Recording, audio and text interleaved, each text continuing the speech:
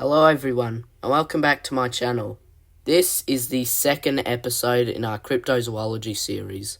Here, we explore various living dinosaur cryptids that supposedly dwell in remote areas on Earth. In this episode, we'll be examining the Partridge Creek monster from Yukon, Canada, which, if you're wondering, is a cryptid I personally think is more plausible than many of the others we might discuss later on. I'll tell you at the end why I think that, but for now let's just examine the story and what it's about. Our story begins in the year of 1903, which was about 121 years ago, as of the time of this video. James Lewis Butler and Tom Lebor were hunting moose near Clear Creek, Canada. After staying quiet for a while, the moose suddenly sprinted off. This then led to the pair finding a couple of tracks, along with the track of what seemed to be a tail that was dragging along the ground. After a while of following these tracks, the pair came across a rocky gorge where the tracks ended abruptly. Later on, the pair met Georges Dupuy and Father Pierre Lavenguinex. I'm sorry for any possible mispronunciation. They also encountered 5 unnamed Indian men. After an initially unsuccessful search for the monster, the group came across it near their campsite. Here they saw the animal for about 10 minutes, far longer than most other cryptid sightings that last seconds at most. They got a very clear look at the animal in all of its detail. 4 years later, on December 24, 1907, Lavenguinex, again, claimed to have seen the creature. It was carrying a deceased reindeer in its massive jaws. It also left behind tracks that were identical to the ones seen in 1903. So, what could the Partridge Creek monster actually be?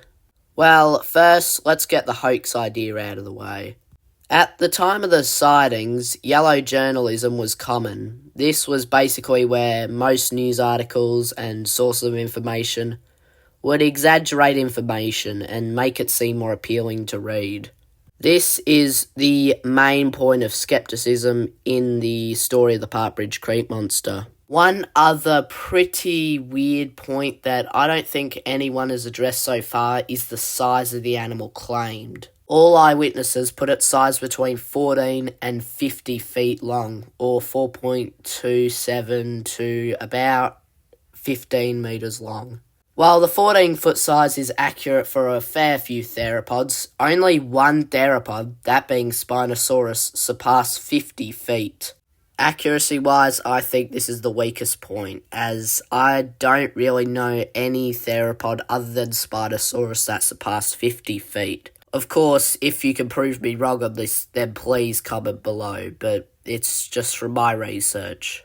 There's also the slightly outdated notion of dinosaurs dragging their tails along the ground. However, some recent evidence of sauropods potentially dragging their tails along the ground has been found. But again, please comment if I'm wrong. Also, at the time, it was thought inaccurate that dinosaurs could live in cold regions like the Yukon Peninsula. However, new evidence has supported the idea that dinosaurs could live in cold environments, and potentially even snowy environments. Examples are Eutyrannus and Nanucosaurus.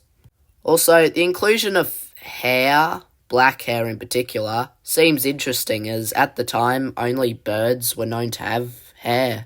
There was no evidence of dromaeosaurs or any group of dinosaurs that were non-avian having fur or feathers or any sort of integument that wasn't scaly. Another point of skepticism is the identity of the creature, which is supposedly Ceratosaurus due to the nose horn on the end of its snout. Ceratosaurus didn't actually survive past the KPG boundary, instead dying out in the late Jurassic 150 million years ago.